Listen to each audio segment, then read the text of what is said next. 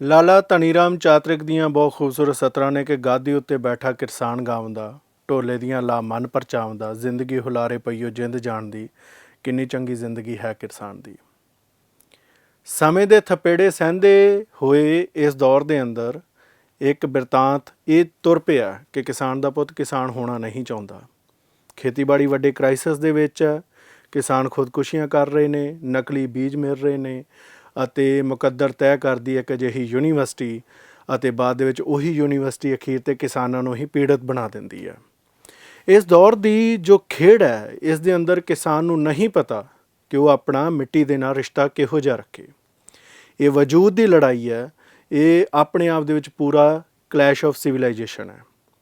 ਇਸੇ ਦੇ ਵਿੱਚ ਅੱਜ ਤੋਂ 1 ਸਾਲ ਪਹਿਲਾਂ ਇੱਕ ਕਾਨੂੰਨ ਪਾਸ ਹੋਏ ਸਨ, ਜਿਨ੍ਹਾਂ ਨੂੰ ਅਸੀਂ 3 ਕਾਨੂੰਨ ਕਹਿੰਦੇ ਹਾਂ। 1 ਸਾਲ 3 ਮਹੀਨੇ 1 ਹਫ਼ਤੇ 3 ਦਿਨ। ਇਹ ਬਹੁਤ ਲੰਮਾ ਸਮਾਂ, ਜਿਸ ਤੋਂ ਬਾਅਦ ਭਾਰਤ ਦੇ ਪ੍ਰਧਾਨ ਮੰਤਰੀ ਨਰਿੰਦਰ ਮੋਦੀ ਨੇ ਇਹ ਐਲਾਨ ਕੀਤਾ ਕਿ ਉਹ 3 ਕਾਨੂੰਨ ਵਾਪਸ ਲੈ ਰਹੇ ਨੇ। ਇਹਨਾਂ ਕਾਨੂੰਨਾਂ ਨੂੰ ਵਾਪਸ ਲੈਣ ਤੋਂ ਬਾਅਦ ਕਿਸ ਤਰ੍ਹਾਂ ਦੀ ਰੂਪਰੇਖਾ ਹੋਵੇਗੀ ਸਾਨੂੰ ਨਹੀਂ ਪਤਾ, ਜਾਂ ਇਸ ਤੋਂ ਬਾਅਦ ਸਾਡੀ ਖੇਤੀਬਾੜੀ ਸੁਧਰ ਜਾਵੇਗੀ ਜਾਂ ਨਹੀਂ ਸੁਧਰੇਗੀ। ਇਹ ਸੰਵਾਦ ਉੱਥੇ ਦਾ ਉੱਥੇ ਹੀ ਹੈ। ਮਤ ਸਮਝੋ ਕਿ ਇਸ ਦੇ ਨਾਲ ਸਾਡਾ ਕ੍ਰਾਈਸਿਸ ਮੁੱਕ ਗਿਆ। ਸਾਡਾ ਕ੍ਰਾਈਸਿਸ ਜਿਉਂ ਦਾ ਤਿਉਂ ਹੈ। ਪ੍ਰਕਾਸ਼ ਦਿਹਾੜੇ ਦੇ ਮੌਕੇ ਸਾਨੂੰ ਅਜਿਹੀ ਖੁਸ਼ੀ ਮਿਲਦੀ ਹੈ ਅਤੇ ਇਸ ਨੂੰ ਸੈਲੀਬ੍ਰੇਟ ਕਰਨਾ ਤਾਂ ਜ਼ਰੂਰੀ ਹੈ।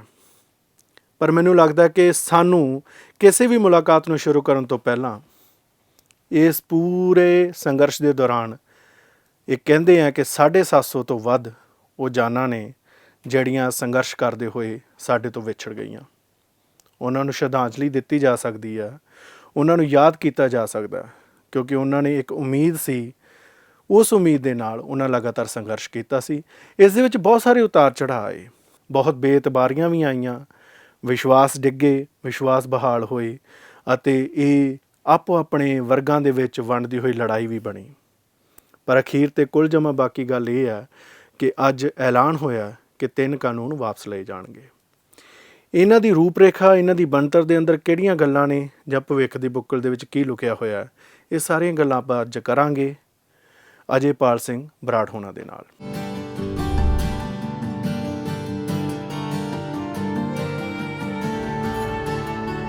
ਸੋ ਬਰਾੜ ਸਾਹਿਬ, ਬਹੁਤ ਬਹੁਤ ਸਵਾਗਤ ਹੈ ਤੁਹਾਡਾ ਸਾਡੇ ਅੱਜ ਦੇ ਇਸ ਪ੍ਰੋਗਰਾਮ 'ਚ। ਵਾਹਿਗੁਰੂ ਜੀ ਕਾ ਖਾਲਸਾ, ਵਾਹਿਗੁਰੂ ਖਾਲਸਾ, ਵਾਹਿਗੁਰੂ ਫਤਿਹ। ਪਹਿਲਾ ਨਜ਼ਰੀਆ ਤਾਂ ਇਹੋ ਹੀ ਸਮਝ ਲੈਂਦੇ ਹਾਂ ਕਿ 3 ਕਾਨੂੰਨ ਵਾਪਸ ਲੈ ਲਏ ਗਏ। ਇਸ ਦਾ ਐਲਾਨ ਹੋ ਗਿਆ ਪ੍ਰਧਾਨ ਮੰਤਰੀ ਨਰਿੰਦਰ ਮੋਦੀ ਵੱਲੋਂ, ਉਹ ਵੀ ਗੁਰੂ ਨਾਨਕ ਗੁਰਪੁਰਬ 'ਤੇ। ਜਦੋਂ ਤੁਹਾਡੇ ਤੱਕ ਇਹ ਖਬਰ ਪਹੁੰਚੀ ਤਾਂ ਤੁਹਾਡੀ ਪਹਿਲੀ ਰਿਐਕਸ਼ਨ ਜਾਂ ਪਹਿਲੀ ਟਿੱਪਣੀ ਕੀ ਹੈ, ਜਾਂ ਤੁਸੀਂ ਕੀ ਮਹਿਸੂਸ ਕਰ ਰਹੇ ਹੋ ਇਸ ਵਕਤ? ਦੇਖੋ ਜੀ, ਪਹਿਲੀ ਗੱਲ ਤਾਂ ਇਹ ਕਿ ਬਹੁਤ ਖੁਸ਼ੀ ਦੀ ਗੱਲ ਆ ਨਾ ਕਿ ਵੀ ਇੱਕ ਪੰਜਾਬ ਨੂੰ, ਜਾਂ ਮੈਂ ਤਾਂ ਪਰਸਨਲੀ ਵੀ ਇਹ ਫੀਲ ਕਰਦਾ ਹਾਂ ਕਿ ਕਿਸੇ ਨਾ ਕਿਸੇ ਤਰੀਕੇ ਨਾਲ ਆਪਾਂ ਸਭ ਲੋਕ ਉਹਦੇ ਨਾਲ ਜੁੜੇ ਹੋਏ ਸੀ, ਬਹੁਤ ਹੀ ਇਮੋਸ਼ਨਲੀ ਜੁੜੇ ਹੋਏ ਸੀਗੇ। ਉਹਦੇ ਫਾਈਨੈਂਸ਼ੀਅਲ ਇੰਪਲੀਕੇਸ਼ਨ ਆ, ਉਹਦੇ ਆਰਥਿਕ ਇੰਪਲੀਕੇਸ਼ਨਸ ਨੂੰ ਨਾ ਪਾਸੇ ਵੀ ਰੱਖਦੀ ਤਾਂ ਇੱਕ ਭਾਵਨਾਵਾਂ ਦੇ ਤੌਰ 'ਤੇ ਆਪਾਂ ਸਭ ਜੁੜੇ ਸੀਗੇ। ਬਿਲਕੁਲ, ਸਾਡਾ ਸੰਗੀਤ, ਸਾਡਾ ਸਾਰਾ ਕੁਛ ਹੀ ਉਹਦੇ ਨਾਲ ਜੁੜ ਗਿਆ ਸੀ। ਜਦੋਂ ਮੈਂ ਪੂਰਾ ਫਲੈਸ਼ਬੈਕ 'ਚ ਜਾਣਾ ਤੇ ਕਿੰਨੀਆਂ ਅਜਿਹੀਆਂ ਖਬਰਾਂ ਸਨ। ਸਾਡੇ ਕਿਸਾਨ ਵੀਰ ਬਾਰਡਰ 'ਤੇ, ਸਰਹੱਦਾਂ 'ਤੇ ਉਹਨਾਂ ਦੀ ਮੌਤ ਹੋ ਰਹੀ ਸੀ, ਕੋਈ ਹਾਦਸੇ ਦਾ ਸ਼ਿਕਾਰ ਹੋ ਗਿਆ। ਐਵੇਂ ਦੀਆਂ ਵੀਡੀਓ ਜਾਂ ਐਵੇਂ ਦੀਆਂ ਖਬਰਾਂ ਤੱਕ ਸਨ ਕਿ ਕੁੜੀ ਦਾ ਵਿਆਹ ਪਿੰਡ 'ਚ ਹੋ ਰਿਹਾ ਸੀ, ਉਹਦਾ ਪਿਓ ਉੱਥੇ ਬੈਠਾ ਸੀ, ਵੀਡੀਓ ਕਾਲ ਦੇ ਜ਼ਰੀਏ ਉਹ ਵਿਦਾ ਕਰ ਰਿਹਾ ਸੀ। ਹੁਣ ਆਪਾਂ ਨਵਰੀਤ ਵਰਗੇ ਨੌਜਵਾਨ ਉੱਥੇ ਖੋਏ ਆ, ਉਦੋਂ ਬਾਅਦ ਲਖੀਮਪੁਰ ਖੇਰੀ 'ਚ ਨੌਜਵਾਨ ਮਰੇ ਆਪਣੇ ਉੱਥੇ। ਵੈਸੇ ਸ਼ਹਾਦਤਾਂ ਹੋਈਆਂ ਜਾਂ ਜਿਹੜੇ ਲੋਕ ਆਪਣੇ ਗਏ ਸੀਗੇ ਉਹ ਕਿਸੇ ਨੂੰ ਡਿਜ਼ੀਜ਼ ਪਹਿਲਾਂ ਇੰਪੈਕਟ ਕਰ ਗਿਆ, ਕਿਸੇ ਨੂੰ ਉੱਥੇ ਦੇ ਇਨਵਾਇਰਮੈਂਟ ਨੇ ਅਸਰ ਕਰਤਾ। ਪਰ ਜੋ ਉਹ ਮਾਹੌਲ ਸੀ ਉਹਦਾ ਅੱਜ ਜਿਵੇਂ ਨਾ ਇੱਕ ਫਲੈਸ਼ਬੈਕ ਤੇ ਇੱਕ ਇਮੋਸ਼ਨਲ ਅਪਸਰਜ ਆਈ ਹੈ ਨਾ। ਬਿਲਕੁਲ, ਇਹ ਜਿਹੜੇ ਐਨਾਲਿਸਿਸ ਆ ਉਹਦੇ ਉਹ ਤਾਂ ਬਾਅਦ 'ਚ ਹੁੰਦੇ ਰਹਿਣਗੇ ਜਿਵੇਂ ਜਿਵੇਂ ਆਪਾਂ ਸਮਾਂ।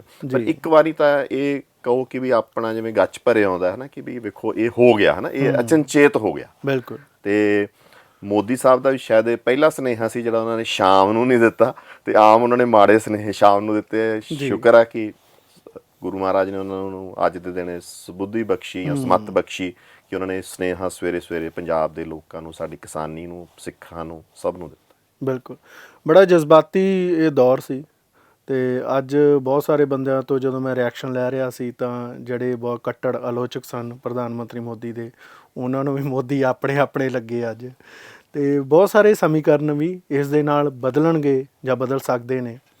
ਤੁਹਾਨੂੰ ਕੀ ਲੱਗਦਾ ਹੈ ਕਿ 3 ਕਾਨੂੰਨ ਵਾਪਸ ਲੈਣ ਦੇ ਐਲਾਨ ਤੋਂ ਬਾਅਦ ਕੀ ਖੇਤੀਬਾੜੀ ਦਾ ਕ੍ਰਾਈਸਿਸ ਕਿੰਨਾ ਕੁ ਹਜੇ ਬਾਕੀ ਹੈ, ਜਾਂ ਹੁਣ ਕਿਹੜੀ ਰੂਪ ਰੇਖਾ ਨੂੰ ਅੱਗੇ ਜਾਣਗੇ?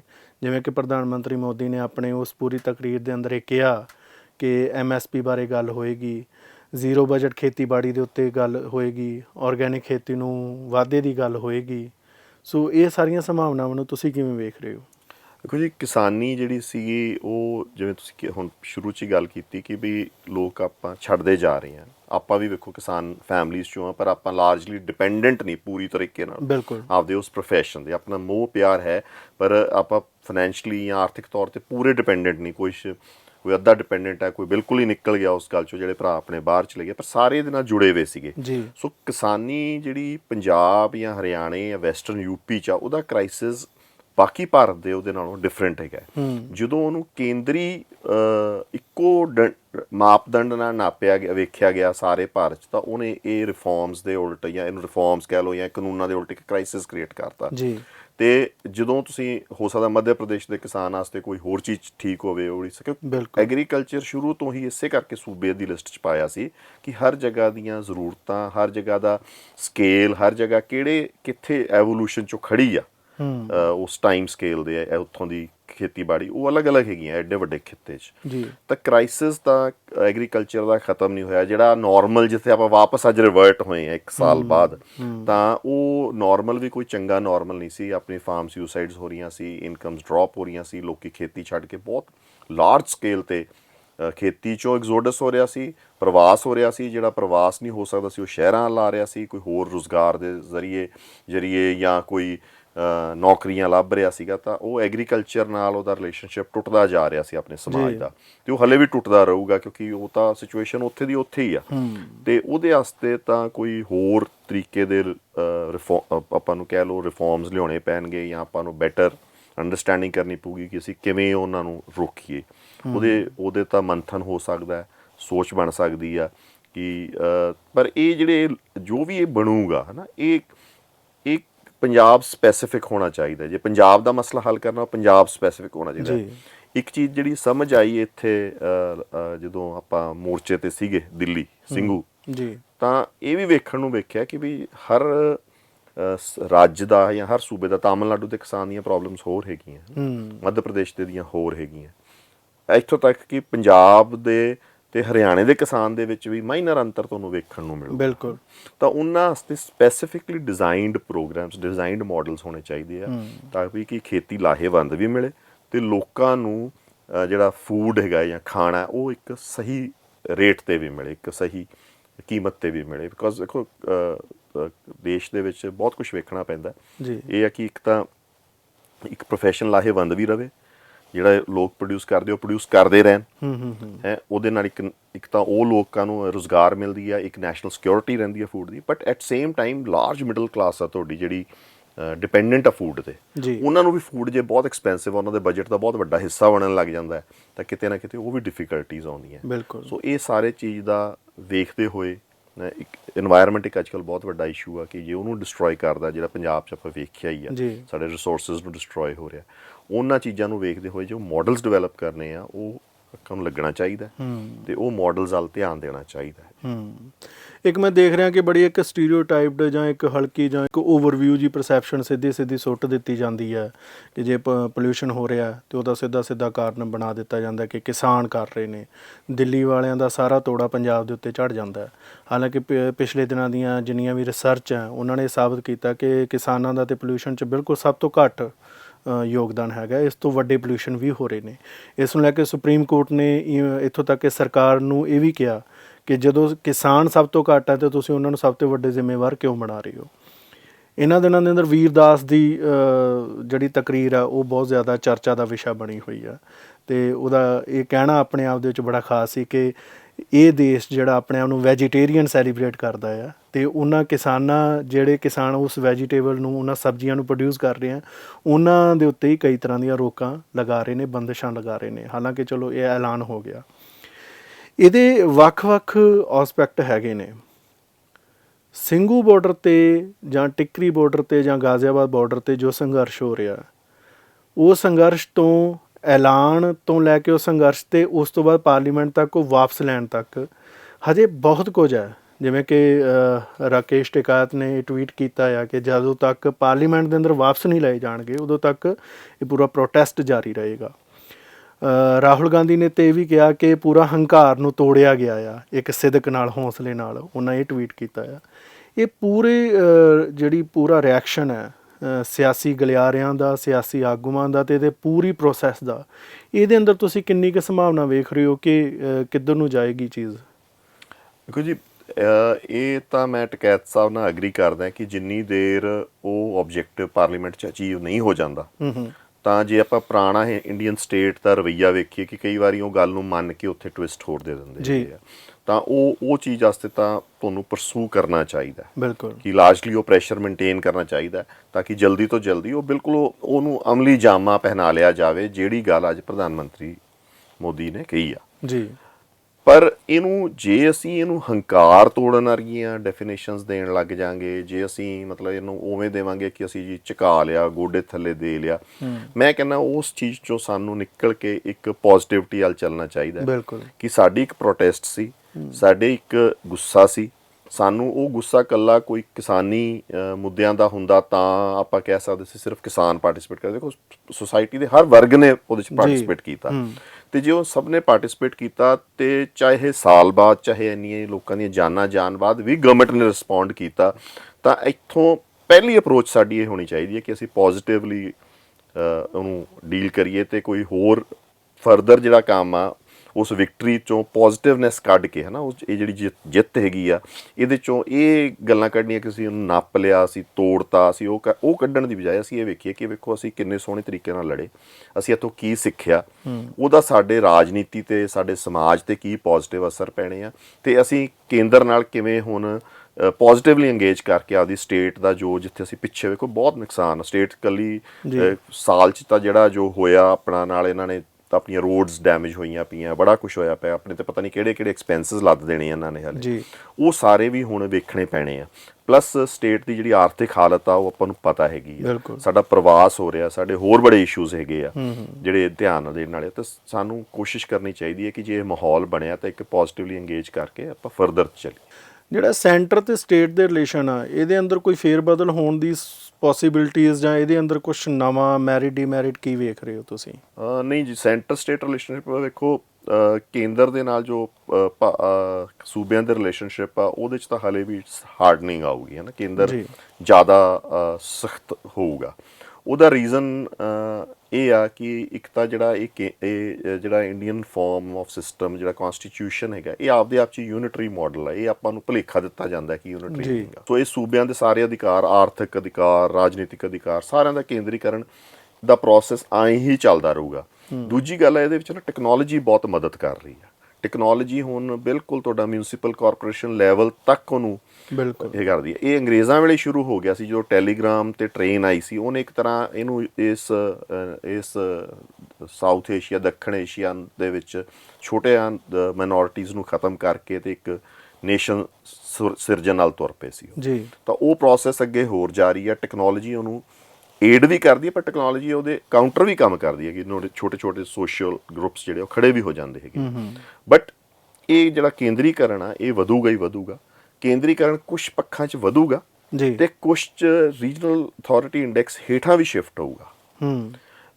ਮਤਲਬ ਇਹ ਹੈ ਕਿ ਵੀ ਆਪਾਂ ਇਹ ਕਹਿ ਸਕਦੇ ਹਾਂ ਕਿ ਕਿਤੇ ਨਾ ਕਿਤੇ ਸੂਬੇ ਦੇ ਅਧਿਕਾਰ ਘਟ ਸਕਦੇ ਆ, ਪਰ ਮਿਊਨਿਸਪਲ ਕਾਰਪੋਰੇਸ਼ਨ ਦੇ ਅਧਿਕਾਰ ਵੱਧ ਸਕਦੇ ਆ, ਪੰਚਾਇਤ ਦੇ ਅਧਿਕਾਰ ਵੱਧ ਸਕਦੇ। ਤੁਹਾਨੂੰ ਇਹ ਕਿਉਂ ਲੱਗਦਾ ਆ? ਇਹ ਇਸ ਕਰਕੇ ਜੀ ਕਿ ਟੈਕਨੋਲੋਜੀ ਨੇ ਉਹ ਡਿਸੀਜਨ ਮੇਕਿੰਗ ਨੂੰ ਥੱਲੇ ਕਰ ਦੇਣਾ। ਬਿਕੋਜ਼ ਗਵਰਨਮੈਂਟ ਨੂੰ ਜਿਵੇਂ ਖੇਤੀ ਕਾਨੂੰਨਾਂ 'ਚ ਰਿਲਾਈਜ਼ ਕੀਤਾ ਹੈ ਨਾ, ਸਰਕਾਰ ਨੂੰ ਇਹ ਰਿਲਾਈਜ਼ ਕਰਨਾ ਪਊਗਾ ਕਿ 10-15 ਬੰਦੇ PMO 'ਚ ਬੈਠੇ ਹਰੇਕ ਪਿੰਡ ਦਾ ਜਿਹੜਾ ਹੈਗਾ ਜ਼ਰੂਰਤ ਆ ਉਹਨੂੰ ਐਨਾਲਾਈਜ਼ ਨਹੀਂ ਕਰ ਸਕਦੇ ਜੀ। ਤੁਸੀਂ ਆਪਾਂ ਇੱਥੇ ਮੋਹਾਲੀ ਬੈਠੇ ਆ ਜੀ, ਜਾਂ ਚੰਡੀਗੜ੍ਹ ਬੈਠੇ ਆ, ਚੰਡੀਗੜ੍ਹ ਤੋਂ 50 ਕਿਲੋਮੀਟਰ ਜੇ ਪੱਛਮ ਵੱਲ ਜਾਈਏ ਤਾਂ ਉੱਥੋਂ ਦੇ ਪਿੰਡ ਦੀ ਜ਼ਰੂਰਤ ਹੋਰ ਆ, 50 ਕਿਲੋਮੀਟਰ ਜੇ ਉੱਤਰ ਵੱਲ ਜਾਂਦੇ ਰਹੀ ਤਾਂ ਬਿਲਕੁਲ ਹੀ ਡਿਫਰੈਂਟ ਪਿੰਡ ਹੋ ਜਾਂਦੇ। ਬਿਲਕੁਲ ਬਿਲਕੁਲ ਠੀਕ ਹੈ। ਤਾਂ ਤੁਸੀਂ ਸੋਚੋ ਭਾਰਤ ਦੇ ਉੱਥੇ ਬੈਠੇ ਪਿੰਡ ਜਾਂ ਵਾਰਡ ਵਾਸਤੇ ਇੱਕ ਸਿੰਗਲ ਸੋਲਿਊਸ਼ਨ ਦੇ ਦੇਣਾ, ਉਹਨੇ ਤੁਸੀਂ ਵੇਖਿਓ ਕਿ ਉਹ ਕਾਊਂਟਰ ਪ੍ਰੋਡਕਟਿਵ ਹੋਊਗਾ, ਤਾਂ ਉਨੀ ਕੁ ਉਹਨੂੰ ਲੀਵਰੇਜ ਨੀਚੇ ਜਾ ਕੇ ਦੇਣੀ ਪਊਗੀ ਜੀ। ਠੀਕ ਹੈ। ਤੇ ਇਹ ਦੂਸਰੀ ਗੱਲ ਇਹ ਹੈ ਕਿ ਜੋ ਕੌਮਾਂਤਰੀ ਹਾਲਾਤ ਬਣਦੇ ਪਏ ਆ ਉੱਥੇ ਬਹੁਤ ਜ਼ਿਆਦਾ ਕਈ ਫੈਕਟਰਸ ਦੇ ਵਿੱਚ ਬਹੁਤ ਜ਼ਿਆਦਾ ਕੇਂਦਰੀਕਰਨ ਹੋਊਗਾ, ਸਪੈਸ਼ਲੀ ਨਾਰਦਰਨ ਸਟੇਟਸ ਦੇ ਵਿੱਚ ਜਾ ਕੇ। ਓਕੇ, ਜੋ ਹਾਲਾਤ ਇਸ ਟਾਈਮ ਬਣਦੇ ਪਏ ਆ, ਜਿਵੇਂ ਚੀਨ ਤਕਰੀਬਨ ਹੁਣ ਤਾਂ ਪਹਿਲਾਂ ਆ ਰਿਹਾ ਸੀ, ਉਹਨਾਂ ਨੇ ਇੱਕ ਪਿੰਡ ਵਸਾਇਆ ਅਰੁਣਾਚਲ ਦੇ ਵਿੱਚ, ਹੁਣ 2 ਹੋ ਗਏ ਆ, ਤੇ ਐਕਚੁਅਲੀ ਉਹਨਾਂ ਨੇ 600 ਤੇ 28 ਪਿੰਡ ਭਾਰਤ ਦੇ ਬਾਰਡਰ ਦੇ ਉੱਤੇ ਵਸਾਤੇ ਆ ਜੀ। ਤੇ ਉਸੇ ਤਰੀਕੇ ਦੀ ਪੋਲਿਟਿਕਸ ਹੀ ਪਾਕਿਸਤਾਨ ਖੇਡ ਰਿਹਾ ਕਿ ਵੀ ਕਿਸੇ ਤਰੀਕੇ ਨਾਲ ਇਧਰਲੀ ਪੋਪੂਲੇਸ਼ਨ ਦੇ ਨੇੜੇ ਕੋਈ ਨਾ ਕੋਈ ਅਸੀਂ, ਜਿਵੇਂ ਕਰਤਾਰਪੁਰ ਸਾਹਿਬ ਤਾਂ ਉਹਨਾਂ ਨੇ ਇੱਕ ਉਹ ਵੀ ਇੱਕ ਤਰ੍ਹਾਂ ਇਕੱਲਾ ਉਹਨਾਂ ਦਾ ਗੁੱਡਵਿਲ ਜੈਸਚਰ ਹੀ ਉਹਨਾਂ ਨੇ ਇੱਥੋਂ ਦੀ ਪੋਪੂਲੇਸ਼ਨ ਵਾਸਤੇ ਕੀਤਾ। ਤਾਂ ਇਹ ਜਿਹੜੀਆਂ ਚੀਜ਼ਾਂ ਹੋ ਰਹੀਆਂ, ਇਹਦੇ ਵਿੱਚ ਕੇਂਦਰੀਕਰਨ ਹੋਰ ਵਧੂਗਾ, ਕਿਉਂਕਿ ਇਹ ਕੇਂਦਰੀਕਰਨ ਡਰ ਤੇ ਸਹਿਮ ਚੋਂ ਵੀ ਨਿਕਲ ਰਿਹਾ, ਕੇਂਦਰੀਕਰਨ ਇਨਸਿਕਿਉਰਿਟੀ ਚੋਂ ਵੀ ਨਿਕਲ ਰਿਹਾ। ਥੋੜਾ ਜਿਹਾ ਵੇਖਣ ਦਾ ਬਰਾੜ ਸਾਹਿਬ, ਇਹਨੂੰ 2 ਤਰ੍ਹਾਂ ਦੇ ਨਜ਼ਰੀਏ ਨੇ। ਇੱਕ ਪਾਸੇ ਪੋਜ਼ਿਟਿਵ ਇਹ ਚੱਲ ਰਿਹਾ ਕਿ ਸੈਂਟਰਲ ਏਸ਼ੀਆ ਪੋਲਿਟਿਕਸ ਬਦਲ ਰਹੀ ਆ, ਅਤੇ ਬਹੁਤ ਸਾਰੇ ਕਹਿੰਦੇ ਆ ਕਿ ਕਰਤਾਰਪੁਰ ਸਾਹਿਬ ਦਾ ਲਾਂਘਾ ਉਸ ਲਿਹਾਜ਼ ਤੋਂ ਵੀ ਇੱਕ ਚੰਗਾ ਗੁੱਡਵਿਲ ਸਾਈਨ ਹੈਗਾ ਆ। ਸਿਲਕ ਰੂਟ ਪਲਾਨ ਹੋ ਰਹੇ ਨੇ, ਉਸ ਦੇ ਵਿੱਚ ਵੀ ਬਹੁਤ ਸਾਰੇ ਕਹਿੰਦੇ ਆ ਕਿ ਅਰਬ ਸਾਗਰ ਤੱਕ ਇੱਕ ਪੂਰਾ ਟ੍ਰੇਡ ਫਿੱਟ ਹੋਣਾ ਆ। ਅਤੇ ਇੱਕ ਇਸ਼ਾਰਾ ਇਹ ਵੀ ਸੀ ਕਿ ਪੰਜਾਬ ਸਰਕਾਰ ਵੀ ਚਾਈਨੀ ਭਾਸ਼ਾ ਐਜੂਕੇਸ਼ਨ ਬੋਰਡ ਦੇ ਅੰਦਰ ਇੰਟਰੋਡਿਊਸ ਕਰ ਰਹੀ ਆ। ਉਹਦਾ ਇਹੋ ਹੀ ਆ ਕਿ ਆਉਣ ਵਾਲੇ ਟਾਈਮ ਦੇ ਅੰਦਰ ਇੱਥੋਂ ਰਿਸੋਰਸ ਕ੍ਰੀਏਟ ਹੋਏਗਾ। ਅਤੇ ਦੂਸਰੇ ਪਾਸੇ ਸਾਡਾ ਪਾਕਿਸਤਾਨ ਨਾਲ, ਚਾਈਨਾ ਨਾਲ ਸੰਬੰਧ ਹੈ। BSF ਦਾ ਘੇਰਾ ਵਧਾ ਰਹੇ ਨੇ। ਕਰਤਾਰਪੁਰ ਸਾਹਿਬ ਦੇ ਲਾਂਘੇ ਨੂੰ ਦੁਬਾਰਾ ਖੋਲ੍ਹਿਆ ਗਿਆ ਗੁਰੂ ਨਾਨਕ ਗੁਰਪੁਰਬ 'ਤੇ। ਅਤੇ ਇਸ ਪੂਰੀ ਪ੍ਰੋਸੈਸ ਦੇ ਦੌਰਾਨ ਇਹ ਫਾਰਮਰ ਪ੍ਰੋਟੈਸਟ ਇਕੱਲਾ ਖੇਤੀਬਾੜੀ ਦਾ ਮਸਲਾ ਨਹੀਂ ਰਹਿ ਜਾਂਦਾ, ਇਹਦੇ ਨਾਲ ਹੋਰ ਬਹੁਤ ਸਾਰੀਆਂ ਤੰਦਾਂ ਜੁੜ ਗਈਆਂ, ਜਿਹੜੀਆਂ ਡਿਫੈਂਸ ਦੇ ਲਿਹਾਜ਼ ਨਾਲ ਹੈ, ਜਿਹੜੀਆਂ ਕੌਮਾਂਤਰੀ ਸਰਹੱਦਾਂ ਦੇ ਲਿਹਾਜ਼ ਨਾਲ ਹੈ, ਜਿਹੜੀਆਂ ਸਾਡੀ ਹੋਰ ਵੀ ਬਹੁਤ ਸਾਰੇ ਇਕੋਨਮਿਕਲੀ ਫੈਕਟਰ ਦੇ ਲਿਹਾਜ਼ ਨਾਲ ਹੈ। ਅਤੇ ਸਭ ਤੋਂ ਖਾਸ ਇਹ ਹੈ ਕਿ ਕਿਤੇ ਨਾ ਕਿਤੇ ਪ੍ਰਧਾਨ ਮੰਤਰੀ ਨੇ ਗੁਰੂ ਨਾਨਕ ਪ੍ਰਕਾਸ਼ ਦਿਹਾੜੇ 'ਤੇ ਹੀ ਅਜਿਹਾ ਐਲਾਨ ਕਰਦੇ ਆ। ਇਹਨੂੰ ਵੀ ਬਹੁਤ ਸਾਰੇ ਮਾਹਰ ਇੱਕ ਖਾਸ ਨਜ਼ਰੀਏ ਤੋਂ ਵੇਖ ਰਹੇ ਨੇ। ਇਹ ਪ੍ਰਤੀਕਾਂ ਨੂੰ ਤੁਸੀਂ ਸਾਰਿਆਂ ਨੂੰ ਕਿਸ ਤਰ੍ਹਾਂ ਸਮ ਅਪ ਕਰਦੇ ਹੋ? ਕਿਉਂਕਿ ਜਿਹੜੀ ਪੰਜਾਬ ਦੀ ਪੋਲਿਟਿਕਸ ਆ, ਇਹ ਜ਼ਿਆਦਾਤਰ ਇਹ ਰਿਲੀਜੀਓ ਪੋਲੀਟੀਕਲ ਜਿਹੜੀ ਇੱਥੇ ਸਮਾਜ ਹੈਗਾ, ਰਿਲੀਜੀਓ ਪੋਲੀਟੀਕਲੀ ਇੱਥੇ ਫੈਕਟਰਸ ਕ੍ਰੀਏਟ ਹੁੰਦੇ ਆ। ਅਤੇ ਜੋ ਭਾਰਤ ਦੀ ਕੌਮਾਂਤਰੀ ਹਾਲਾਤ ਹੈ ਇਸ ਟਾਈਮ, ਜੋ ਪਿੱਛੇ ਕੋਸ਼ਿਸ਼ਾਂ ਹੋ ਗਈਆਂ ਕਿ ਪਾਕਿਸਤਾਨ ਨਾਲ ਸੰਬੰਧ ਠੀਕ ਕਰ ਲਏ ਜਾਣ ਜਾਂ ਕੁਛ, ਉਹ ਹੁਣ ਉਹ ਬੈਕ 'ਚ ਰਹਿ ਗਿਆ, ਬਹੁਤ ਅੱਗੇ ਨਿਕਲ ਗਿਆ ਸਮਾਂ। ਅਤੇ ਹੁਣ ਜਿਹੜੇ ਇਹ ਬਾਰਡਰਸ ਹੋਣੇ ਆ, ਜਿਹੜੇ ਚੀਨ ਅਤੇ ਪਾਕਿਸਤਾਨ ਦਾ ਜਿਹੜਾ ਇੱਕ ਸੰਬੰਧ ਬਣ ਗਿਆ, ਅਤੇ ਅਫਗਾਨਿਸਤਾਨ ਵੀ ਤਕਰੀਬਨ ਉਹਨਾਂ ਦੀ ਝੋਲੀ 'ਚ ਜਾ ਪਿਆ, ਉਹਨਾਂ ਹਾਲਾਤਾਂ ਦੇ ਵਿੱਚ ਇਹ ਬਾਰਡਰਸ ਹਾਰਡ ਹੀ ਹੁੰਦੇ ਜਾਣਗੇ। ਇੱਥੇ ਡਿਫੀਕਲਟੀਜ਼ ਹੋਰ ਵਧਣਗੀਆਂ, ਭਾਰਤ ਵਾਸਤੇ ਡਿਫੀਕਲਟੀਜ਼ ਹੋਰ ਵੱਧਦੀਆਂ ਜਾਣਗੀਆਂ, ਜਿਹਦੇ ਤੋਂ ਇਹ ਹੈ ਕਿ ਵੀ ਉਹ ਉੱਥੇ ਗ੍ਰਿਪ ਨੂੰ ਹੋਰ ਸਟਰੋਂਗ ਕਰੂਗਾ। ਠੀਕ ਹੈ। ਇਹਨਾਂ ਹਾਲਾਤਾਂ ਦੇ ਵਿੱਚ ਇੱਕ ਛੋਟੀ ਜਿਹੀ ਪੋਪੂਲੇਸ਼ਨ ਜਿਹੜੀ ਇੱਥੇ ਬਹੁਤ ਕਰੂਸ਼ੀਅਲ ਜਗ੍ਹਾ 'ਤੇ ਬੈਠੀ ਆ, ਜਿਹੜੀ ਪੰਜਾਬ ਆ, ਭਾਰਤੀ ਪੰਜਾਬ ਆ, ਇਹਦਾ ਇੱਕ ਸਪੈਸ਼ਲ ਜੀਓਪੋਲੀਟੀਕਲ ਸਿਗਨੀਫਿਕੈਂਸ ਆ ਡਿਫੈਂਸ ਦੇ ਆਧਾਰ ਦੇ ਉੱਤੇ ਵੀ। ਕਿਉਂਕਿ ਤੁਸੀਂ ਇਹ ਵੇਖੋ ਕਿ ਇਹੀ ਇੱਕ ਜਗ੍ਹਾ ਹੈ ਜਿਹੜੀ ਪਾਕਿਸਤਾਨ ਦੇ ਹਾਰਟਲੈਂਡ ਦੇ ਵਿੱਚ, ਜਿਹੜਾ ਜਗ੍ਹਾ ਉਹਨਾਂ ਦਾ ਦਿਲ ਆ, ਉਹਦੇ ਵਿੱਚ ਜਟਨ ਕਰਦੀ ਆ। ਉਹਦੇ ਵਿੱਚ ਤੁਸੀਂ ਜੇ ਨਕਸ਼ੇ ਨੂੰ ਧਿਆਨ ਨਾਲ ਵੇਖੋ ਤੇ ਅੰਦਰ ਆਏ ਵੜਦੀ ਆ, ਜਿਹੜਾ ਅੰਮ੍ਰਿਤਸਰ ਵਾਲਾ ਡਿਸਟ੍ਰਿਕਟ। ਤਾਂ ਇਹ ਬਹੁਤ ਉਹਨਾਂ ਵਾਸਤੇ ਇਹ ਇੱਕ ਤਰ੍ਹਾਂ ਦਾ ਮਤਲਬ ਬੜਾ ਕਰੂਸ਼ੀਅਲ ਜਗ੍ਹਾ ਹੈਗੀ ਹੈ। ਤੇ ਇਹਦੇ ਵਾਸਤੇ ਇੱਥੇ ਕਿਸੇ ਤਰੀਕੇ ਦੀ ਹਲਚਲ, ਇੱਥੇ ਕਿਸੇ ਤਰੀਕੇ ਦੀ ਪ੍ਰੋਬਲਮ ਉਹ ਭਾਰਤੀ ਸਟੇਟ ਬਰਦਾਸ਼ਤ ਨਹੀਂ ਕਰ ਸਕਦੀ। ਠੀਕ ਹੈ। ਤਾਂ ਇੱਥੋਂ ਦੇ ਪੋਪੂਲੇਸ਼ਨ ਨੂੰ ਖੁਸ਼ ਰੱਖਣਾ, ਅਪੀਜ਼ ਰੱਖਣਾ ਕਿ ਉਹ ਸੈਪਰੇਟਿਜ਼ਮ ਵੱਲ ਨਾ ਜਾਣ, ਉਹਨਾਂ ਵਾਸਤੇ ਬਹੁਤ ਜ਼ਰੂਰੀ ਹੈ। ਅੱਜ ਦੇ ਹਾਲਾਤਾਂ 'ਚ ਬਹੁਤ ਜ਼ਰੂਰੀ ਹੋ ਗਿਆ, ਬਿਕੋਜ਼ ਤੁਹਾਡੇ ਨੇੜੇ ਆ ਕੇ ਬਹੁਤ ਵੱਡੇ ਇੱਕ ਬਹੁਤ ਵੱਡੀ ਤਾਕਤ ਖੜ ਗਈ ਹੈ, ਜਿਹੜੀ ਦੂਜੀ ਤਾਕਤ ਨੂੰ ਸਹਾਰਾ ਦੇ ਰਹੀ। ਤੇ ਜੇ ਤੁਸੀਂ ਇੱਥੋਂ ਦੇ ਲੋਕਾਂ ਨੂੰ ਵੀ ਨਾਰਾਜ਼ ਕਰ ਲਓਗੇ ਤਾਂ ਇਹ ਫਿਰ ਬਹੁਤ ਮਤਲਬ ਇੱਕ ਤਰ੍ਹਾਂ ਖਿਲਾਰਨ ਵਾਲੀ ਗੱਲ ਹੀ ਹੈਗੀ ਆ। ਸੋ ਇਹ ਵੀ ਇੱਕ ਬੜਾ ਵੱਡਾ ਫੈਕਟਰ ਆ। ਦੂਜਾ ਫੈਕਟਰ ਡੈਫੀਨੇਟਲੀ ਇਲੈਕਸ਼ਨਸ ਵੀ ਹੈ। ਤੀਜਾ ਇਹ ਆ ਕਿ ਬਈ ਪੰਜਾਬ 'ਚ ਵੀ BJP ਪੈਰ ਲਾਉਣਾ ਚਾਹੁੰਦੀ ਸੀ।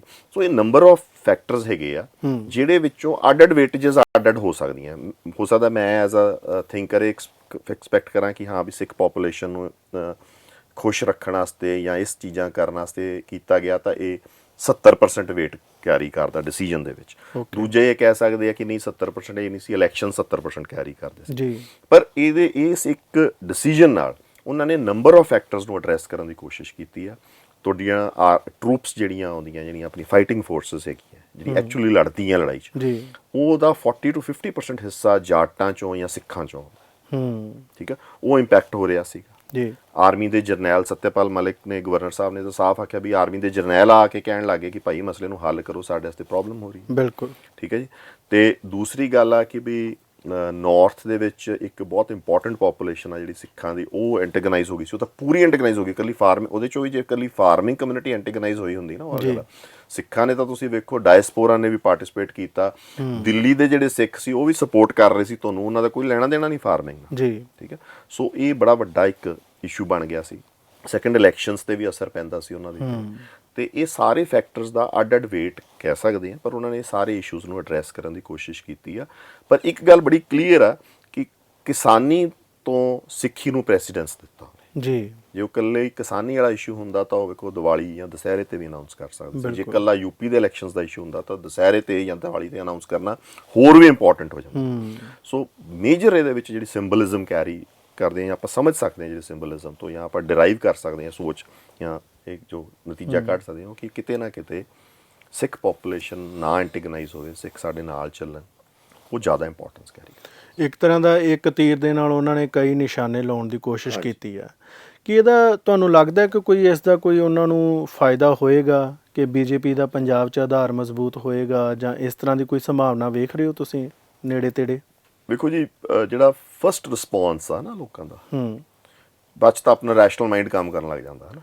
ਕਿਉਂਕਿ ਇਹ ਦੇਖਿਆ ਕਿ ਜਿਹੜੇ ਭਾਰਤ ਦੇ ਲੋਕਾਂ ਦੇ ਵਿੱਚ ਇੱਕ ਚੀਜ਼ ਆਮ ਦੇਖਦੇ ਆ ਕਿ ਅਸੀਂ ਜਜ਼ਬਾਤੀ ਬਹੁਤ ਹਾਂ, ਤੇ ਜਜ਼ਬਾਤੀ ਸਾਡਾ ਬਹੁਤ ਛੇਤੀ ਇੱਕ ਮੋਲਡ ਹੋ ਜਾਂਦੀਆਂ ਚੀਜ਼ਾਂ, ਤੇ ਇਸੇ ਕਰਕੇ ਅਸੀਂ ਸਮੇਂ ਦੀਆਂ ਜਿਹੜੀਆਂ ਲਹਿਰਾਂ ਹੁੰਦੀਆਂ ਨੇ ਉਹਦੀ ਪੜਤਾਲ ਕਰਨ ਤੋਂ ਬਿਨਾਂ, ਪੜਚੋਲ ਕਰਨ ਤੋਂ ਬਿਨਾਂ ਅਸੀਂ ਯਕਦਮ ਇੱਕ ਅੰਨਾ ਹਜ਼ਾਰੇ ਮੂਵਮੈਂਟ 'ਚ ਵੀ ਚਲੇ ਜਾਂਦੇ ਹਾਂ, ਅਸੀਂ ਐਮਰਜੈਂਸੀ ਦੇ ਉਸ ਦੇ ਵਿੱਚ ਵੀ ਚਲੇ ਜਾਂਦੇ ਹਾਂ, ਤੇ ਬਹੁਤ ਸਾਰੀਆਂ ਚੀਜ਼ਾਂ ਇਸ ਤਰ੍ਹਾਂ ਰਿਸਪੌਂਡ ਕਰਦੀਆਂ ਨੇ ਜਿਹੜੀਆਂ ਆਉਣ ਵਾਲੇ ਸਮੇਂ ਦੇ ਅੰਦਰ ਫਿਰ ਖਰਾਬ ਹੋ ਜਾਂਦੀਆਂ ਨੇ, ਫਿਰ ਅਸੀਂ ਕਿਤੇ ਨਾ ਕਿਤੇ ਨਾਰਾਜ਼ ਹੋ ਕੇ ਬਹਿ ਜਾਂਦੇ ਹਾਂ। ਇਹ ਨਾ ਵੇਖੋ, ਭਾਰਤੀ ਲੋਕਾਂ ਤੋਂ ਜ਼ਿਆਦਾ ਸਪੈਸ਼ਲੀ ਪੰਜਾਬੀਆਂ 'ਚ ਹੋਰ ਵੀ ਜ਼ਿਆਦਾ ਜੀ। ਸ਼ਾਇਦ ਸਾਡੇ ਤੇ ਮੌਸਮ ਦਾ ਅਸਰ ਹੈ, ਕਹਿ ਲਓ ਵੀ ਐਕਸਟ੍ਰੀਮ ਮੌਸਮਸ ਆਪਾਂ ਵੇਖਦੇ ਹਾਂ ਨਾ, ਮਤਲਬ ਸਰਦੀ ਵੀ ਐਕਸਟ੍ਰੀਮ ਦੀ ਵੇਖਦੇ ਹਾਂ ਤੇ ਗਰਮੀ ਵੀ ਐਕਸਟ੍ਰੀਮ ਦੀ ਵੇਖਦੇ ਹਾਂ, ਉਸੇ ਤਰੀਕੇ ਨਾਲ ਆਪਾਂ ਵੀ ਆਏ ਬਹਾਵ 'ਚ ਆਉਣੇ ਆ, ਹਨ ਬਿਲਕੁਲ। ਤੇ ਉਸੇ ਤਰੀਕੇ ਨਾਲ ਜਿਹੜੀ ਆਪਣੀਆਂ ਭਾਵਨਾਵਾਂ ਉਹ ਚੇਂਜ ਵੀ ਹੁੰਦੀਆਂ। ਇਹ ਉਹ ਖਿੱਤਾ ਹੈ ਜਿਹੜਾ ਵੇਖੋ ਅੰਗਰੇਜ਼ ਦੇ ਉਲਟ ਲੜਿਆ ਜੀ, ਪੂਰੀ ਡਟ ਕੇ ਲੜਿਆ। ਐਸੀ ਲੜਾਈ ਅੰਗਰੇਜ਼ ਨੇ ਕਿਤੇ ਹੀ ਨਹੀਂ ਦੁਨੀਆ ਇਸ ਖਿੱਤੇ 'ਚ ਵੇਖੀ, ਮਤਲਬ ਇੰਨਾ ਉਹਨੂੰ ਚੈਲੰਜ ਦਿੱਤਾ ਇਹਨਾਂ ਨੇ। ਫਿਰ ਇਹ ਉਦੋਂ 7-8 ਸਾਲਾਂ ਬਾਅਦ ਅੰਗਰੇਜ਼ ਦੇ ਨਾਲ ਹੋ ਗਿਆ। ਅੰਗਰੇਜ਼ ਨਾਲ ਬਹੁਤ ਸੋਹਣੀ ਇਹਨਾਂ ਦੀ ਕੋਲੈਬੋਰੇਸ਼ਨ ਰਹੀ ਜੀ ਹੈ, ਉਹਦੇ ਵਾਸਤੇ ਜੰਗਾਂ 'ਚ ਤੱਕ ਲੜਦਾ ਰਿਹਾ, ਅਫਗਾਨ ਜੰਗਾਂ ਲੜੀਆਂ, ਫਸਟ ਵਰਲਡ ਵਾਰ ਤੱਕ ਲੜੀ। ਫਿਰ ਇਹ ਇੱਕਦਮ ਜਦੋਂ ਉਲਟ ਹੋਣ ਲੱਗਿਆ ਤਾਂ ਸਭ ਤੋਂ ਵੱਧ ਕੁਰਬਾਨੀਆਂ ਫਿਰ ਇਹਨਾਂ ਨੇ ਅੰਗਰੇਜ਼ਾਂ ਦੇ ਉਲਟ ਦਿੱਤੀ ਬਿਲਕੁਲ ਆ ਕੇ, ਠੀਕ ਹੈ। ਮਤਲਬ ਇਹ ਉਵੇਂ ਹੀ ਹੁਣ ਜੇ ਆਪਾਂ ਦੇਖੀਏ ਤਾਂ ਇਹ ਹੋ ਸਕਦਾ ਕਿ ਬੀਜੇਪੀ ਜਾਂ ਕਹਿ ਲਓ ਕੇਂਦਰ ਨੇ ਇਹ ਇੱਕ ਟਰਨ ਦੇ ਸਕਦਾ। ਤੇ ਫਸਟ ਜਿਹੜਾ ਰਿਸਪੌਂਸ ਲੋਕਾਂ ਦਾ ਸੀ ਉਹ ਬਹੁਤ ਖੁਸ਼ੀ ਦਾ ਸੀ ਜੀ। ਜਿਹੜਾ ਫਸਟ ਰਿਸਪੌਂਸ ਸੀ ਲੋਕਾਂ ਦਾ ਉਹ ਇਹ ਸੀਗਾ ਕਿ ਬਹੁਤ ਵਧੀਆ ਹੋਇਆ, ਹਾਂਜੀ ਠੀਕ ਹੈ ਜੀ, ਬਹੁਤ ਚੰਗਾ ਹੋਇਆ ਹੈ। ਇਸੇ ਤਰ੍ਹਾਂ ਕੱਲ ਉਹਨਾਂ ਨੇ ਕਰਤਾਰਪੁਰ ਵਾਲਾ ਸਿੰਬਲਿਜ਼ਮ ਵੀ ਕ੍ਰੀਏਟ ਕੀਤਾ। ਇਹ ਤਾਂ ਆਪਣਾ ਰੈਸ਼ਨਲ ਮਾਈਂਡ ਆ, ਬਾਅਦ 'ਚ ਜਿਹੜਾ ਉਹ ਕੱਢੂਗਾ ਕਿ ਉਹਨਾਂ ਦੇ ਕੀ ਐਡਵਾਂਟੇਜਸ ਸੀ, ਉਹ ਕੀ ਫਾਇਦੇ ਲੈਣਾ ਚਾਹੁੰਦੇ ਆ ਜਾਂ ਕੀ ਫਾਇਦੇ ਨਹੀਂ ਲੈਣਾ ਚਾਹੁੰਦੇ। ਪਰ ਜਨਰਲ ਰਿਸਪੌਂਸ ਜਿਹੜਾ ਹੈ ਉਹ ਪੋਜ਼ਿਟਿਵ ਹੈਗਾ ਹਲੇ ਤੱਕ ਤਾਂ, ਅੰਟਲ ਅਨਲੈਸ ਕਿ ਕੋਈ ਇਹਦੇ ਵਿੱਚ ਕੋਈ ਨਿੱਕੀ ਮੋਟੀ ਕਿਣ ਪਾ ਦੇਣ, ਟਵਿਸਟ ਕਰ ਦੇਣ, ਫਿਰ ਇਹ ਪੰਜਾਬੀ ਉਲਟ ਵੀ ਬੜੀ ਜਲਦੀ ਹੁੰਦੇ ਆ ਕਿ ਵੀ ਇਹ ਤਾਂ ਯਾਰ ਧੋਖਾ ਕਰ ਗਿਆ ਤੁਸੀਂ।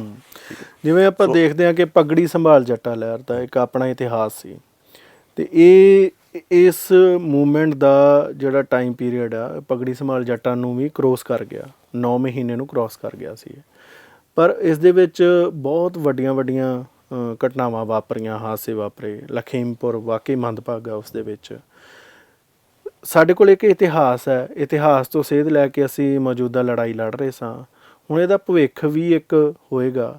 ਇਹ ਸਾਰੀ ਪ੍ਰੋਸੈਸ ਦੇ ਵਿੱਚ ਤੁਸੀਂ ਕੀ ਵੇਖਦੇ ਹੋ ਕਿ ਇਸ ਪ੍ਰੋਟੈਸਟ ਨੂੰ ਕਿਵੇਂ ਆਉਣ ਵਾਲਾ ਭਵਿੱਖ ਇਹਨੂੰ ਯਾਦ ਰੱਖੇ ਐਜ਼ ਏ ਇਤਿਹਾਸ?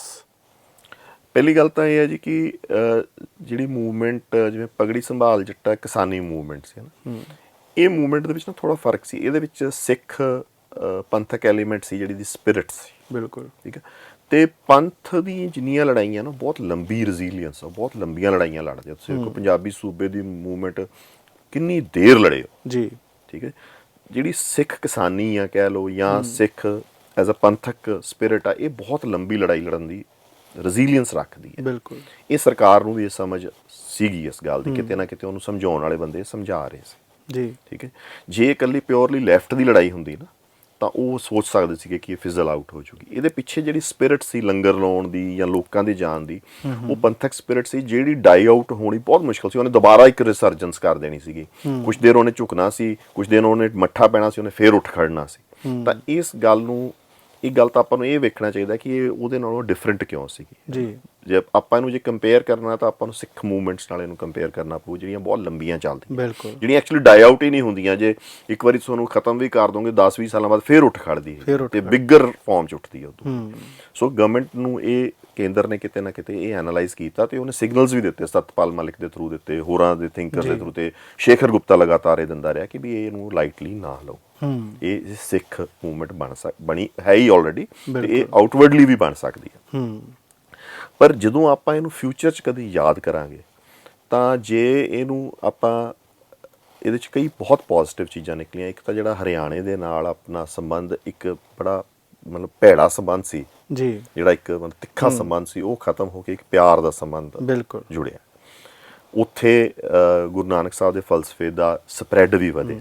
ਇਸ ਦੇ ਵਿੱਚ ਮੈਂ ਇੱਕ ਚੀਜ਼ ਹੋਰ ਵੇਖ ਰਿਹਾ ਸੀ ਜਿਹੜੀ ਆਪਣੇ ਆਪ ਦੇ ਵਿੱਚ ਖੂਬਸੂਰਤ ਹੈ ਕਿ ਯੂਪੀ ਦੇ ਅੰਦਰ ਜਿਹੜੇ ਬਾਬਾ ਬਘੇਲ ਸਿੰਘ ਦੇ ਸਮੇਂ ਦੇ, ਉਸ ਵਕਤ ਮਿਸਲਾਂ ਦੇ ਸਮੇਂ ਦੇ ਸਿੱਖ ਉਹਨਾਂ ਦਾ ਆਸਰਾ ਬਣਨ ਗਏ ਸੀ ਤੇ ਬਾਅਦ 'ਚ ਉੱਥੇ ਹੀ ਵਸ ਗਏ। ਉਸ ਤੋਂ ਪਹਿਲਾਂ ਗੁਰੂ ਹਰਗੋਬਿੰਦ ਪਾਤਸ਼ਾਹ ਦੇ ਸਮੇਂ ਵੀ ਸਿੱਖਾਂ ਦਾ ਪਲਾਨ ਕਰਨ ਦਾ ਹਵਾਲਾ ਮਿਲਦਾ ਆ, ਜਾਂ ਹਰਿਆਣੇ ਦੇ ਅੰਦਰ ਵੀ ਆ, ਜਿਹੜੇ ਸਮੇਂ ਦਰ ਸਮੇਂ ਭੁੱਲ ਗਏ ਸੀ ਕਿ ਅਸੀਂ ਸਾਡਾ ਓਰੀਜਨ ਸਿੱਖੀ ਆ, ਉਹ ਦੁਬਾਰਾ ਸਿੱਖੀ ਵੱਲ ਵੀ ਆਏ। ਮਤਲਬ ਮਨੋਜ ਸਿੰਘ ਦੂਹਣ ਵਰਗੀ ਉਦਾਹਰਣ ਹੈ ਜੇ ਆਪਾਂ ਪਾਪੂਲਰ ਉਦਾਹਰਣ ਦੇਖਣੀ ਹੋਵੇ, ਵੀ ਜਿਹੜੇ ਦੁਬਾਰਾ ਫਿਰ ਆਪਣਾ ਨਾਮ ਦੇ ਮਗਰ ਸਿੰਘ ਲਾ ਗਏ, ਸਿੰਘ ਸੱਜ ਗਏ, ਗੁਰਦੁਆਰੇ ਬਣ ਗਏ, ਗੁਰਦੁਆਰੇ ਬੜਾ ਕੁਝ ਹੋ ਗਿਆ। ਕਈ ਉਹ ਮੂਵਮੈਂਟ ਨੇ ਵੀ ਉਹਨੂੰ ਉਸ ਚੀਜ਼ ਨੂੰ ਇੱਕ ਹੁੰਗਾਰਾ ਮਿਲਿਆ। ਤੇ ਇੱਕ ਹਰਿਆਣੇ ਤੇ ਪੰਜਾਬ ਦੇ ਵਿੱਚ ਬੜੇ ਮਸਲੇ ਆ ਨਿੱਕੇ ਨਿੱਕੇ, ਜਿਹੜੇ ਰੋਜ਼ ਜਿਹਨੂੰ ਸੈਂਟਰ ਭਟਕਾ ਦਿੰਦਾ ਸੀ ਤੇ ਪ੍ਰੋਬਲਮਸ ਕ੍ਰੀਏਟ ਕਰਦਾ ਸੀ। ਅੱਜ ਉਹ ਸਿਚੁਏਸ਼ਨ ਬਣ ਗਈ ਆ ਕਿ ਜੇ ਅਸੀਂ ਉਹਨੂੰ ਪੋਜ਼ਿਟਿਵਲੀ ਅੱਗੇ ਲੈ ਕੇ ਜਾਈਏ ਤਾਂ ਅਸੀਂ ਉਹ ਮਸਲੇ ਬੈਠ ਕੇ ਨਜਿੱਠ ਸਕਦੇ ਹਾਂ 5 ਮਿੰਟਾਂ 'ਚ। ਬਿਲਕੁਲ, ਵੀ ਇਹ ਚੰਡੀਗੜ੍ਹ ਦਾ ਕੰਟਰੋਲ ਹੀ ਲੈ ਲਓ, ਵੀ ਹੈ ਤਾਂ ਦੋ ਭਰਾਵਾਂ ਦਾ ਹੀ ਮਸਲਾ ਨਾ। ਤੁਸੀਂ ਵੇਖੋ, ਦੋ ਹਰਿਆਣੇ ਤੇ ਪੰਜਾਬ ਦਾ ਮਸਲਾ ਤੇ ਕਬਜ਼ਾ ਸੈਂਟਰ ਲੈ ਕੇ ਬੈਠਾ, ਉਹਦਾ ਦੋਨਾਂ ਤੋਂ ਰੈਵਨਿਊ ਖੋਹ ਲਿਆ ਉਹਨੇ। ਤੇ ਇਹ ਮਸਲੇ ਹੱਲ ਹੋ ਸਕਦੇ ਆ, ਹੋਰ ਪਾਣੀਆਂ ਦੇ ਸਾਡੇ ਮਸਲੇ ਹੱਲ ਹੋ ਸਕਦੇ ਆ। ਤੇ ਇੱਕ ਪੋਜ਼ਿਟਿਵ ਗਰਾਊਂਡ ਤਾਂ ਉਹ ਕ੍ਰੀਏਟ ਹੋਇਆ ਇਹਦੇ ਵਿੱਚ। ਸੈਕੰਡ ਜਿਹੜੀ ਸਭ ਤੋਂ ਵੱਡੀ ਗੱਲ ਹੈ ਨਾ ਜੀ, ਵੇਖੋ ਉਹ ਆ ਕਿ ਵੀ ਕਿਸਾਨ ਯੂਨੀਅਨਸ ਨੇ ਘੇਰਾ ਪਾ ਕੇ ਸਵਾਲ ਪੁੱਛਣੇ ਸ਼ੁਰੂ ਕੀਤੇ ਪੋਲੀਟੀਕਲ ਪਾਰਟੀਜ਼ ਤੋਂ। ਉਹਦੇ ਵਿੱਚ ਕਈ ਉਹਨੂੰ ਨੈਗੇਟਿਵ ਕਹਿ ਸਕਦੇ ਆ ਕਿ ਪ੍ਰੋਪਡ ਅਪ ਸੀ ਕਿਸੇ ਤੋਂ ਜਾਂ ਕਿਵੇਂ, ਉਹਨੂੰ ਛੱਡ ਦਿਓ ਪਾਰਟ ਨੂੰ। ਪਰ ਲੋਕਾਂ 'ਚ ਕੌਨਫੀਡੈਂਸ ਤਾਂ ਆਇਆ ਨਾ ਕਿ ਅਸੀਂ ਸਵਾਲ ਪੁੱਛ ਸਕਦੇ ਹਾਂ, ਠੀਕ ਹੈ। ਤੇ ਨੇਤੇ ਵੀ ਪ੍ਰੈਸ਼ਰ 'ਚ ਆਏ ਆ। ਅੱਜ ਕੋਈ ਵੀ ਬੰਦਾ, 4 ਬੰਦੇ ਆਪਾਂ ਘੇਰ ਕੇ ਸਵਾਲ ਪੁੱਛਣ ਦੀ ਤਾਕਤ ਰੱਖਦੇ ਆ। ਇਹ ਵੀ ਇੱਕ ਖੂਬਸੂਰਤ ਗੱਲ ਹੈ। ਮਤਲਬ ਇਹਦੀ ਆਲੋਚਨਾ ਹੋ ਸਕਦੀ ਹੈ, ਇਹਦੀ ਪੜਚੋਲ ਹੋ ਸਕਦੀ ਹੈ, ਪਰ ਇਹ ਚੰਗੀ ਗੱਲ ਹੈ ਕਿ ਇਸ ਤੋਂ ਪਹਿਲਾਂ ਸਾਨੂੰ ਨਹੀਂ ਸੀ ਪਤਾ ਕਿਸਾਨ ਜਥੇਬੰਦੀਆਂ ਕਿੰਨੀਆਂ ਨੇ, ਉਹਨਾਂ ਦੇ ਆਗੂ ਕੌਣ ਨੇ, ਅਤੇ ਉਹਨਾਂ ਦੀ ਪ੍ਰੋਸੈਸ ਵਰਕਿੰਗ ਕਿਵੇਂ ਹੈ। ਉਹਨਾਂ ਦੀ ਚੰਗੀ ਵਰਕਿੰਗ ਹੈ, ਉਹਨਾਂ ਦੀ ਮਾੜੀ ਵਰਕਿੰਗ ਹੈ। ਘੱਟੋ ਘੱਟ ਉਸ ਪੂਰੀ ਪ੍ਰੋਸੈਸ ਨੂੰ ਵੀ ਆਮ ਲੋਕਾਈ ਸਮਝਣ ਦੇ ਵਿੱਚ ਉਹਨਾਂ ਦੇ ਲਈ ਫਾਇਦੇਮੰਦ ਹੋਈ ਹੈ। ਜਿਹੜਾ ਚੀਜ਼ ਮੈਂ ਸਮਝਿਆ ਜੀ, ਪੰਥਕ ਐਂਗਲ ਤੋਂ ਇਹ ਸਮਝਿਆ, ਉਹ ਆ ਕਿ ਵੀ ਸਾਨੂੰ ਇਹਨਾਂ ਤੋਂ ਪੰਥ ਬਹੁਤ ਆਰਗੇਨਾਈਜ਼ਡ ਰਿਹਾ ਹਮੇਸ਼ਾ ਪਾਸਟ ਦੇ ਵਿੱਚ। ਪਰ ਇਹ ਇੱਕ ਸਮਾਂ ਸੀ ਜਿਹਦੇ ਵਿੱਚ ਅਸੀਂ ਵਸੀਲੇ ਸਾਰੇ ਵਰਤੇ, ਬਿਲਕੁਲ ਲੌਜਿਸਟਿਕਲੀ ਅਸੀਂ ਆਰਗੇਨਾਈਜ਼ ਸੀ ਲੰਗਰ ਲਾਉਣ ਨੂੰ, ਪਰ ਪੋਲੀਟੀਕਲੀ ਜਿਹਨੂੰ ਕਹਿੰਦੇ ਆ ਆਪਾਂ, ਰਾਜਨੀਤਿਕ ਤੌਰ ਤੇ ਪੰਥ ਆਰਗੇਨਾਈਜ਼ਡ ਨਹੀਂ ਸੀ। ਇੱਥੇ ਉਹ ਲੈਕਿੰਗ ਮਿਲੀ। ਜਿਹੜੀ ਸਾਡੀ ਮੇਨ ਮਾਂ ਪਾਰਟੀ ਸੀ ਅਕਾਲੀ ਦਲ, ਉਹ ਉਲਟ ਖੜਾ ਹੋ ਗਿਆ ਕਿਸਾਨੀ ਦੇ ਜਾ ਕੇ ਜੀ। ਤੇ ਉਹ ਕਿਸਾਨੀ ਦੇ ਉਲਟ ਖੜਾ ਹੋਣ ਕਰਕੇ ਸਾਡੇ ਕੋਲ ਕੋਈ ਹੋਰ ਅਦਾਰਾ ਹੈ ਨਹੀਂ ਸੀ ਜਿਹੜਾ ਸਾਨੂੰ ਪੋਲੀਟੀਕਲੀ ਉੱਥੇ ਰਿਪਰੈਜ਼ੈਂਟ ਕਰਦਾ, ਜਿਹਦੇ ਕਰਕੇ ਲੇਟਰ ਔਨ ਇਹ ਐਨਐਮਐਸਟੀ ਵੀ ਆਈ, ਜਾਂ ਇੱਕ ਤਰ੍ਹਾਂ ਦਾ ਇੱਕ ਫ੍ਰਿਕਸ਼ਨ ਵੀ ਕ੍ਰੀਏਟ ਹੋਈ ਕਿ ਵੀ ਲੈਫਟ ਲੀਡਰਸ਼ਿਪ ਲੈ ਰਿਹਾ ਤੇ ਉਹ ਸਾਨੂੰ ਸਪੇਸ ਨਹੀਂ ਮਿਲ ਰਹੀ ਉੱਥੇ। ਜਾਂ ਕਿ ਉਹਦਾ ਮੁੱਖ ਕਾਰਨ ਇਹ ਸੀ ਕਿ ਜਿਹੜੀ ਐਕਚੁਅਲ ਪਾਰਟੀ ਸੀ ਸਾਡੀ, ਜਿਹੜੀ ਕਿਸਾਨੀ ਦੀ ਗੱਲ ਕਰਦੀ ਸੀ ਜਾਂ ਜਿਹੜੀ ਸਾਡੀ ਪੰਥਕ ਗੱਲਾਂ ਕਰਦੀ ਸੀ, ਉਹ ਕਿਤੇ ਨਾ ਕਿਤੇ ਸਾਨੂੰ ਓਪਨਲੀ ਪਹਿਲਾਂ ਤਾਂ ਉਹ ਅਗੇਂਸਟ ਖੜੀ ਸੀ, ਫਿਰ ਬਾਅਦ 'ਚ ਤਾਂ ਉਹਦੇ ਕੋਲੇ ਕੋਈ ਚਾਂਸ ਹੀ ਹੈ ਨਹੀਂ ਸੀ ਵਿੱਚ ਆਉਣ ਦਾ। ਤੇ ਪੰਥਕ ਹੋਰ ਕੋਈ ਸਾਫ ਦੇ ਵਿੱਚ ਆਰਗੇਨਾਈਜ਼ ਇੰਨੀ ਜਲਦੀ ਕਰ ਵੀ ਨਹੀਂ ਸਕੇ, ਤਾਂ ਉੱਥੇ ਥੋੜਾ ਜਿਹਾ ਆਪਾਂ ਇਨਡਿਸਪਲਿਨਡ ਪੰਥ ਵੀ ਵੇਖਿਆ ਹੈ। ਬਿਲਕੁਲ, ਪਰ ਫੂਡ ਮਾਰਕੀਟ ਜਾਂ ਫੂਡ ਸਿਕਿਉਰਿਟੀ ਦੋ ਵੱਖਰੀਆਂ ਚੀਜ਼ਾਂ ਨੇ। ਇਹਨਾਂ ਦੋ ਚੀਜ਼ਾਂ ਨੂੰ ਲੈ ਕੇ ਕੌਮਾਂਤਰੀ ਪੱਧਰ ਤੇ ਇੰਟਰਨੈਸ਼ਨਲ ਲੈਵਲ ਤੇ ਵੀ ਇੱਕ ਵੱਡੀ ਡਿਬੇਟ ਵੀ ਚੱਲ ਰਹੀ ਹੈ। ਫਰਾਂਸ ਦੇ ਅੰਦਰ ਟਰੈਕਟਰ ਕਿਸਾਨ ਆਪੋ ਆਪਣੇ ਟਰੈਕਟਰ ਰਾਜਧਾਨੀ ਲੈ ਕੇ ਪਹੁੰਚ ਗਏ ਸਨ, ਇੱਕ ਵੱਡੀ ਮੂਵਮੈਂਟ ਖੜੀ ਹੋਈ। ਤੇ ਯੂਰਪ ਦੇ ਅੰਦਰ ਅਜਿਹੀਆਂ ਬਹੁਤ ਸਾਰੀਆਂ ਐਜੀਟੇਸ਼ਨਾਂ ਦੀਆਂ ਸਾਡੇ ਕੋਲ ਪਿਛਲੇ 1-2 ਸਾਲਾਂ ਤੋਂ ਖਬਰਾਂ ਆਈਆਂ, ਉਸ ਦੇ ਵਿੱਚ ਸਾਡੀ ਵੀ ਖਬਰ ਹੈ। ਇਹਦੇ ਨਾਲ ਇੱਕ ਇੰਟਰਨੈਸ਼ਨਲ ਲੈਵਲ 'ਤੇ ਇਹ ਵੀ ਚੱਲ ਰਿਹਾ ਕਿ ਇੱਕ ਓਵਰਆਲ ਇੱਕ ਫੂਡ ਹੱਬ ਦੇ ਉੱਤੇ ਸਮਝੌਤੇ ਹੋ ਰਹੇ ਨੇ ਵੱਖ-ਵੱਖ ਦੇਸ਼ਾਂ ਦੇ। ਬਹੁਤ ਸਾਰੇ ਮਾਹਰ ਇਹ ਵੀ ਕਹਿੰਦੇ ਸੀ ਕਿ ਉਸੇ ਪ੍ਰੋਸੈਸ ਦੇ ਵਿੱਚ ਇਹ 3 ਕਾਨੂੰਨ ਆਏ। ਜਦੋਂ ਇਹ ਤਿੰਨ ਕਾਨੂੰਨ ਵਾਪਸ ਲੈਣ ਦਾ ਐਲਾਨ ਹੋ ਰਿਹਾ ਆ, ਤਾਂ ਉਸ ਦੇ ਵਿੱਚ ਇੱਕ ਦੇਸ਼ ਦੇ ਤੌਰ 'ਤੇ ਭਾਰਤ ਦੇ ਲਈ ਕੀ ਚੁਣੌਤੀਆਂ ਹੋਣਗੀਆਂ, ਜਾਂ ਫੂਡ ਹੱਬ ਦੇ ਵਿੱਚ ਇੰਟਰਨੈਸ਼ਨਲ ਲੈਵਲ ਤੇ ਜਿਸ ਤਰ੍ਹਾਂ ਦਾ ਵੀ ਇਹ ਕਨਵਰਸੇਸ਼ਨ ਚੱਲ ਰਹੀ ਹੈ, ਇਸ ਦੇ ਵਿੱਚ ਫਿਰ ਕੀ ਫੇਰ ਬਦਲ ਹੋਏਗਾ?